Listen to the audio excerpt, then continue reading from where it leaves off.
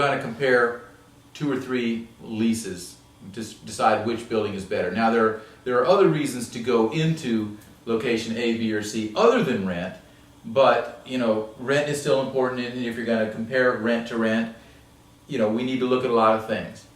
First of all, hopefully you understand the difference between a full service lease, which includes everything, including utilities and janitorial, and a gross lease that doesn't include utilities and janitorial.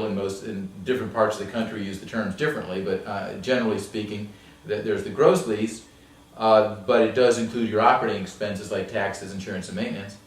And then there's the net lease, where you pay a base rent, and then you have, in addition to that, your common area maintenance, which is property taxes, insurance, and maintenance.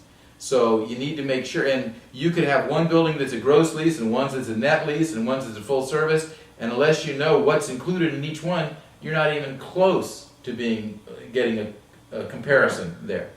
And then, of course, there's some more nuanced factors, like if you're in a high-rise office building, or any multi-tenant office building generally, there's a loss factor. Like, you may rent a space that's, say, 10,000 feet that is usable. In other words, if you're going to carpet it or walk on it, it's 10,000 feet, but you're getting charged for 11,000 feet or some other number. Well, that's a loss factor because you're paying your share of your hallways, lobbies, Sure. bathrooms, and all that. And some buildings have different loss factors. Some don't even charge a loss factor. They eat it or whatever. Or some buildings don't have a loss factor. Some may be charging you the maintenance fees. That's right. Right. That's right. The management fees.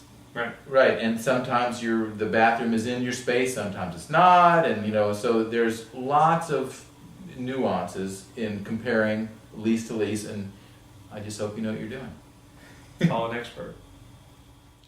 I hope you enjoyed the video. If you'd like to learn more about facility, site selection, lease negotiation, etc., go to the website below. There we have 20 videos which will tell you probably more than you ever want to know about site selection and lease negotiation. Thanks a lot.